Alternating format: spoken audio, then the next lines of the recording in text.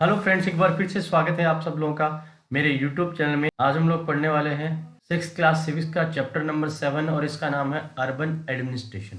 इस चैप्टर में हम लोग जानने वाले हैं कि हमारे शहर के अंदर हमारा जो एडमिनिस्ट्रेशन है वो किस तरह से काम करता है। शहर के अंदर अलग अलग तरह के डिपार्टमेंट्स होते हैं, जो गवर्नमेंट के डिपार्टमेंट्स होते हैं, जो जनता की सेवा के लिए बने हुए होते हैं। उनके कार्य प्रणाली क्या होती है, वो हमारे लिए किस प्रकार से काम करते हैं। इस वीडियो में हम बहुत सारी जानकारियां इनके बारे में लेने वाले हैं। ये वीडियो बहुत ही शानदार होने वाला है, तो चलो करते हैं इस शानदार वीडियो की शुरुआत। सबसे पहले यहाँ पे एक कहानी के द्वारा बताया गया है। एक दोपहर की बात है, कुछ बच्चे खेल रहे थे, जिसमें माला, उसके दोस्त शंकर, जहांगीर, रेहाना, ये सारे बच्चे गली में क्रिकेट खेल रहे हैं। अब क्रिकेट खेलते वक्त क्या होता है, शंकर जो है, जिसने एक अच्छा ओवर अभी तक किया था, वो लगभग रेहाना को आउट करने वाला ही था, जो कि अभी तक बैटिंग कर रही थी। अब शंकर जो है वो काफ़ी फ्रस्ट्रेट हो चुका था, क्योंकि वो उसे आउट नहीं कर पा रहा था। उसने एक छोटी बॉल डाली और उसने ये सोचा कि एक आसान सा कैच उसे मिल जाएगा और रेहाना आउट हो जाएगी। लेकिन रेहाना ने इतनी जोर से बॉल को मारा कि सीधी वो स्ट्रीट लाइट पे लगी और उसने स्ट्रीट लाइट को तोड़ दिया। रेहाना चिल्लाई, अरे ये क्या हो गया, ये मैंने क्या कर दिया। शंकर ने कहा, अरे ये तो हमने रूल बनाया ही नहीं कि अगर कोई लाइट तोड़ता है तो उसे ऑटोमेटिकली आउट माना जाएगा। लेकिन माला, जहांगीर और रेहाना जो थे, वो आउट होने के बारे में चिंता नहीं कर रहे थे। वो इस बारे में चिंता कर रहे थे कि उन्होंने लाइट को तोड़ दिया है। पिछले हफ्ते ही निर्मला मौसी की खिड़की जो है, वहां पे उन्होंने कांच को तोड़ दिया था और उन्हें अपनी पॉकेट मनी को खर्च करना पड़ा था उसे रिप्लेस करवाने के लिए। तो क्या इस बार फिर से बच्चों को अपनी पॉकेट मनी खर्च करनी पड़ेगी? इस बारे में वो सोच रहे थे कि अब उन्हें क्या सॉल्यूशन करना चाहिए। रेहाना का घर जो है वो एकदम नज़दीक है। वो फटाफट अपने घर पे गई, अपनी मदर के पास में गई और उनसे पूछने लगी कि हमें क्या करना चाहिए। तो रेहाना की मदर ने कहा, इन सब चीज़ों के बारे में डिटेल से मैं नहीं जानती, लेकिन मैं ये जानती हूँ कि ये म्युनिसिपल कॉरपोरेशन जो है उसका काम है और वही इन लाइट्स को रिप्लेस करते हैं। इनके बारे में अगर तुम्हें जानना है तो यास्मीन खाला, जो आपकी मौसी है, उनके पास जा सकते हैं। वो आपको इनके बारे में बता सकती है, क्योंकि वो पहले म्युनिसिपल कॉरपोरेशन में काम किया करती थी। अब सारे बच्चे उनके पास चले जाते हैं। यास्मीन खाला और रेहाना की जो मदर है वो अच्छे फ्रेंड्स हैं। वो एक ही गली में रहते थे। बच्चे उनके पास पहुंचते हैं, वो दरवाज़ा खोलती है और उनसे पूछती है कि बच्चों क्या बात है। तो उन्होंने बताया कि हमने स्ट्रीट लाइट को तोड़ दिया है। यास्मीन खाला जो है वो हंसने लगी और कहने लगी कि कोई भी ऐसा व्यक्ति नहीं है जिसे आपको इसके लिए पेमेंट करना पड़ेगा। एक बहुत बड़ी ऑर्गेनाइजेशन है जिसका नाम है म्युनिसिपल कॉरपोरेशन। वो इन सब चीज़ों का ध्यान रखती है, जैसे कि स्ट्रीट लाइट हो गई, गार्बेज कलेक्शन जिसमें कचरा कलेक्ट किया जाता है, वाटर सप्लाई जो होती है, और स्ट्रीट को और मार्केट को क्लीन रखने की जो जिम्मेदारी होती है, वो सारा काम म्युनिसिपल कॉरपोरेशन के द्वारा होता है। अब बच्चे कहने लगे कि हमने म्युनिसिपल कॉरपोरेशन का नाम तो सुना है, आसपास में उनके साइन बोर्ड्स भी कई बार लगे होते हैं अलग अलग बीमारियों के बारे में अलर्ट करने के लिए, जैसे कि मलेरिया और अन्य बीमारियां। यास्मीन खाला कहती है कि आप लोग बिल्कुल सही हो, म्युनिसिपल कॉरपोरेशन का ये भी काम है कि जब भी कोई बीमारी फैलती है तो उसके बारे में लोगों को वो अलर्ट करती है। और उसी के साथ साथ में स्कूल, हॉस्पिटल, डिस्पेंसरीज, गार्डन आदि का रख रखाव और उनको चलाने का काम भी यही करती है। तब यास्मीन खाला ने कहा कि हमारा पुणे जो है वो बहुत बड़ा शहर है, इसलिए यहाँ पे म्युनिसिपल कॉरपोरेशन है, लेकिन जो छोटे छोटे टाउन्स होते हैं वहाँ पे म्युनिसिपल कॉरपोरेशन की जगह म्युनिसिपल काउंसिल होती है। तो हम लोगों ने जान लिया है कि बड़े शहरों में म्युनिसिपल कॉरपोरेशन होती है और छोटे शहरों में या छोटे टाउन्स में म्युनिसिपल काउंसिल होती है। अब सिटी को अलग अलग वार्ड्स में बांटा जाता है और उनके वार्ड काउंसलर्स को इलेक्ट किया जाता है, और उसके बाद में वार्ड काउंसलर्स की जिम्मेदारी होती है कि अपने वार्ड का पूरी तरह से वो ध्यान रखे। वहाँ पे जितनी भी व्यवस्थाएं होती है वो वार्ड काउंसलर को देखने होती है। बहुत सारे काउंसलर लोगों का एक ग्रुप होता है। वो क्या करते हैं, समय समय पे कमेटी का आयोजन करते हैं और डिबेट करते हैं और अपने वार्ड से जुड़े हुए जो इश्यूज होते हैं उनके बारे में वो डिस्कशन करने के बाद में ये निर्णय लेते हैं कि हमें क्या करना है। जैसे कि बस स्टैंड को इम्प्रूव करना है या मार्केट में क्राउड ज़्यादा है उसे कंट्रोल करना है, या सफाई नहीं हो रही है, या नाले की समस्या है, या कोई और अन्य समस्या है। तो ये सारे लोग जो कमेटी के लोग हैं, काउंसलिंग कमेटी के जो लोग हैं, वो मिलकर डिसाइड करते हैं कि उसके लिए किस प्रकार से काम किया जाए। जब भी किसी वार्ड में कोई समस्या होती है तो वार्ड के लोग जो हैं उन काउंसलर से मिलते हैं। जैसे कि कहीं पे भी डेंजरस इलेक्ट्रिकल वायर्स हैं वो लटके हुए हैं, तो फटाफट वो काउंसलर्स को रिपोर्ट करेंगे और इलेक्ट्रिसिटी अथॉरिटी को इन्फॉर्मेशन दी जाएगी और वो लोग उसे ठीक करेंगे।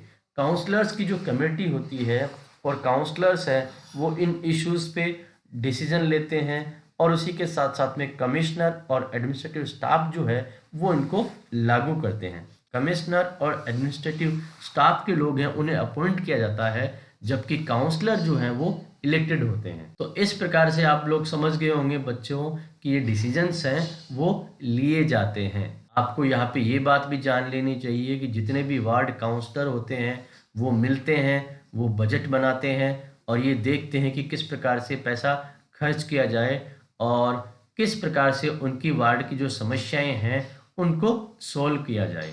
आपको पहले बताया जा चुका है कि वहाँ पे जो डिसीजंस हैं उनको लागू करवाने का काम एडमिनिस्ट्रेटिव स्टाफ का होता है। यास्मीन खाला जो है इन बच्चों के क्वेश्चंस एंजॉय कर रही थी। किसी भी बड़े व्यक्ति ने इस बारे में उनसे कोई सवाल नहीं पूछा था और बच्चों ने उनसे बहुत सारे सवाल पूछे थे, तो उन्हें अच्छा लगा कि वो किसी प्रकार की जानकारी उन बच्चों को दे पा रही है और उनका एक्सपीरियंस जो है वो काम आ रहा है। अब शंकर ने पूछा कि शहर तो बहुत बड़ा होता है, तो यहाँ पे म्युनिसिपल कॉरपोरेशन है, उसमें बहुत सारे लोग या वर्कर्स होते होंगे। शंकर है वो इस बात को बहुत ही उत्सुकता से पूछता है, जो कि अब क्रिकेट मैच के बारे में सब कुछ भूल चुका था, जिसे कि यास्मीन खाला की बातों में बहुत अधिक इंटरेस्ट आ रहा था। हाँ, यास्मीन खाला ने कहा कि सिटी जो है वो अलग अलग डिपार्टमेंट्स में डिवाइडेड होता है, जैसे कि water department, garbage collection department, एक ऐसा डिपार्टमेंट जो गार्डन को देखता है, दूसरा ऐसा डिपार्टमेंट होता है जो रोड्स को देखता है। तो अलग अलग तरह के डिपार्टमेंट्स होते हैं, उनका काम भी बिल्कुल अलग अलग तरीके का होता है। यास्मीन खाला ने इन बातों को बताते हुए इन बच्चों को कबाब खाने को दिया। अब सारे बच्चे कबाब का आनंद ले रहे थे और वो फटाफट ये सारी जानकारियां भी उनसे ले रहे थे। जहांगीर ने फटाफट फुर्ती से अपने कप को फिनिश किया और उसके बाद में वो किचन में गया और उसने पूछा, यास्मीन खाला ये जो गार्बेज है जो म्युनिसिपल कॉरपोरेशन के लोग इकट्ठा करते हैं ये कहाँ जाता है? तब यास्मीन खाला ने बताया कि इस बात का एक बहुत ही इंटरेस्टिंग आंसर है। जैसा कि आपने कई बार देखा होगा, स्ट्रीट्स में बहुत सारा कचरा इकट्ठा रहता है। हमारे भी आसपास में पहले बहुत बार कचरा जमा होता था, और अगर जब ये कचरा बहुत ज़्यादा जमा हो जाता है तो इसके कारण से डॉग्स, रैट्स और फ्लाइज जो है वो आ जाती है और ये बहुत ज़्यादा खतरनाक हो सकता है। इससे बहुत अधिक बीमारियां फैल सकती है और बहुत अधिक जो पेरेंट्स हैं वो अपने बच्चों को इनसे दूर रखना चाहते हैं, क्योंकि इनसे उनमें बीमारियों का खतरा बढ़ जाता है। अब यहाँ पे जानने वाले हैं एक कम्युनिटी के प्रोटेस्ट के बारे में। कम्युनिटी का मतलब होता है ग्रुप या सोसाइटी, प्रोटेस्ट का मतलब होता है आंदोलन या विरोध।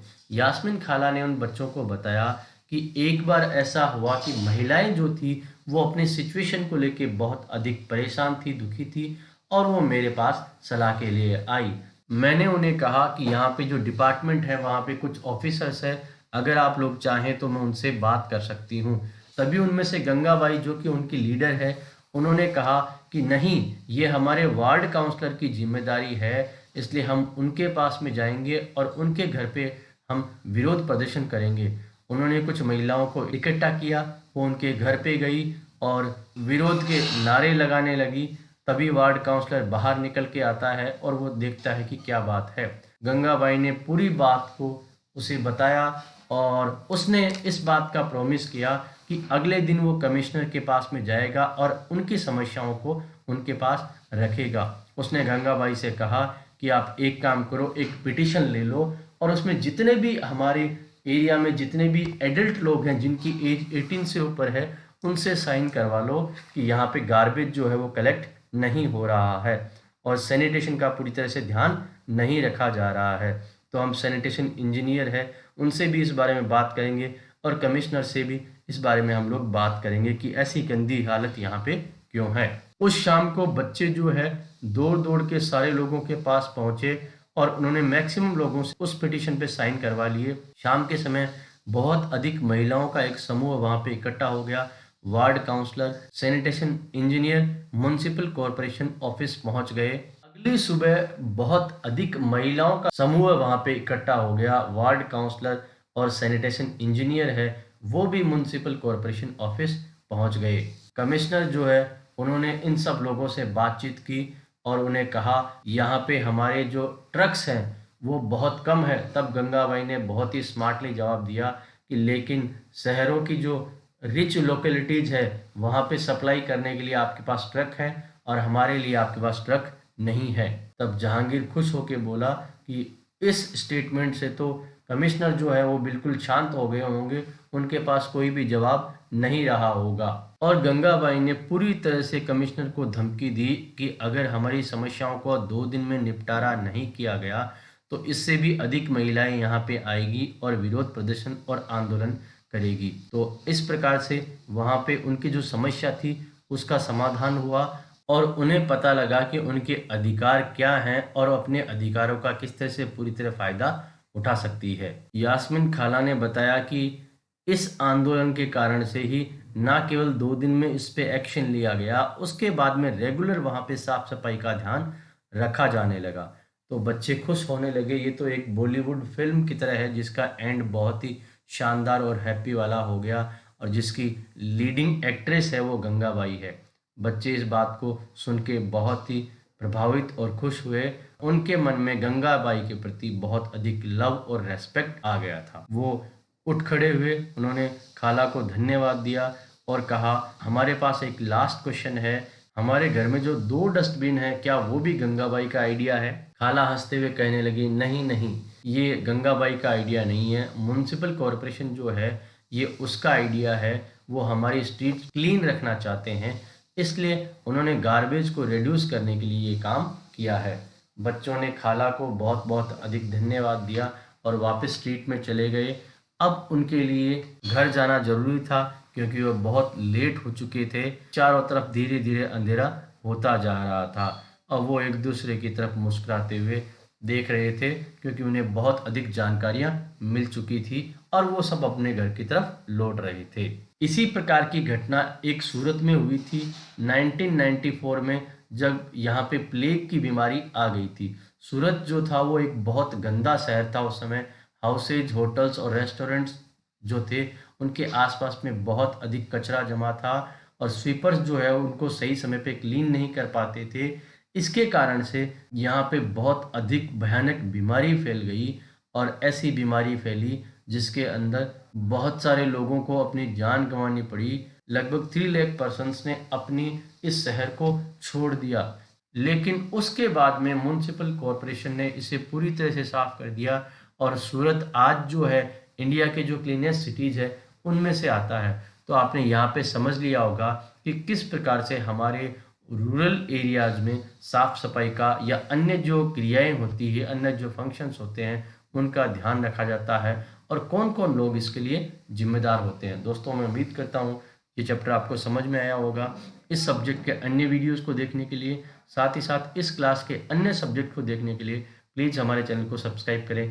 Thank you so much.